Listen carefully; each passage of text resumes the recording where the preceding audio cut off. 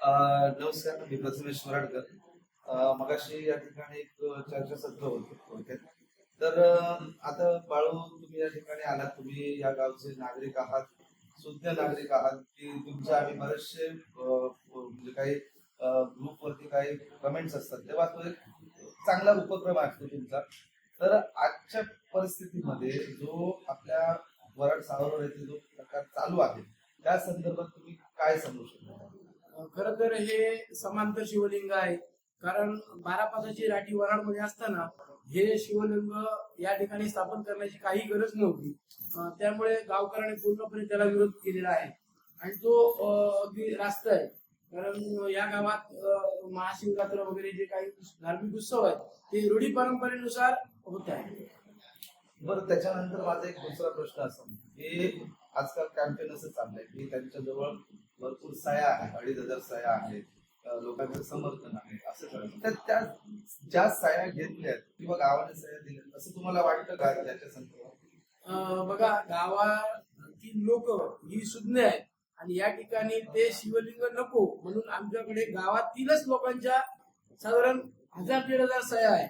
आणि ज्या 2,500चा जो आकडा म्हणतायत ते, तर मला वाटत नाही की ती प्रॉपर इथली लोक असतील, ती बाहेरची लोक आहेत. असं असू शकतात की आपल्या गावची, पुऱ्या गावची लोकसंख्या 3,500-4,000. 3,500-4,000 आहे, तर 2,500 लोक त्यामध्ये नसतील आणि हा काहीतरी विचार करण्यासारखा एक प्रश्न आहे. मग तिथे जो त्यांचं समर्थन करतात तिथली लोक, म्हणजे स्पेसिफिक सावरवाडची लोक जे त्याला समर्थन करतात, काही हाताच्या बोटावर मोजण्या एवढे ते समर्थन करतात, ते योग्य की अयोग्य? जे गाव जे सांगतो ते योग्य की अयोग्य, हा मोठा प्रश्नच आहे. कारण ते समांतर शिवलिंग म्हणून नको असं गावाने या ठिकाणी आपल्या भूमिका स्पष्ट केल्या. पण समर्थन करणारे जे लोक आहेत त्यांनी आपण का समर्थन करतोय याचा कुठेही त्यांनी उल्लेख केलेला नाही. ते आपल्याला का हवंय ते त्यांनी तो उल्लेख मात्र जरूर करायला हवा. आजपर्यंत त्याचं उत्तर मिळालेलं नाही आपल्याला. बरं, एक माझा असा एक प्रश्न होता की काही ग्रुपवरती असे काही प्रश्न आले की 5 वर्षापूर्वी ज्या व्यक्तीने आणले त्या व्यक्ती, आता मी सरळ नावच घेतो की त्या ठिकाणी अमित पाठक यांचं नाव येतं, त्याने त्यांना आणलं. तुम्हाला असं वाटतं का त्याने आणलं असेल किंवा त्याच्यात काय झालं असेल तुम्हाला वाटतं? अमित पाठक हे आपल्या सावरवाडचे रहिवासी आहेत. कदाचित माझ्या ऐकण्यानुसार असं कळतंय की त्यांनी तिकडे जमिनीचं प्लांटेशन वगैरे, बांबू लागवड किंवा सुगंधी झाडं हे लावण्यासाठी आणलोय. बांबू लागवड हा प्रकल्प पाहण्यासाठी आम्ही गेलोय त्यांच्यापर्यंत. एकदा त्या कृषीचा जो काय कार्यक्रम होता किंवा त्यांचा जो कृषीचा कन्सेप्ट होता त्या दृष्टीने चर्चा करण्यासाठी मी गेलो. पण ज्यावेळी अमित पाठक यांच्या लक्षात आलं की हे काहीतरी चुकीचं होतंय आणि या ठिकाणी चुकीच्या पद्धतीने हे काय साजरं होतंय किंवा हे शिवलिंग स्थापन होते, आणि हे जेव्हा अमित पाठक यांच्या लक्षात आलं की त्यावेळी त्यांनी तिथे विरोध करायला चालू केला. आणि ही गोष्ट वराडगावच्या 12 पंचायत देवस्थानच्या त्यांनी लक्षात आणून दिली आणि त्याच वेळेपासून हा लढा चालू झाला.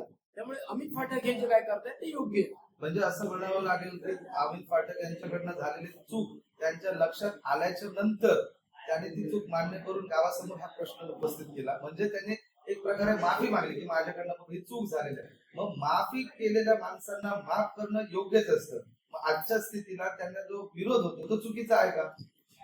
अमित पाठक यांना विरोध हा चुकीचाच आहे. कारण अमित पाठकनी योग्य वेळी गावाचे निरसन दिले की मी आणलेली माणसं किंवा आम्ही या ठिकाणी जमीन खरेदी करून दिलं तर चुकीचं या ठिकाणी ते काम करतायत म्हणून. त्यामुळे ते त्यांच्या जागेवर योग्य आहे.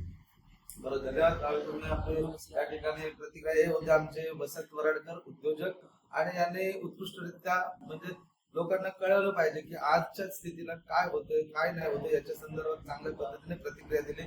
मी प्रथमेश तुमची रजा घेतो. धन्यवाद.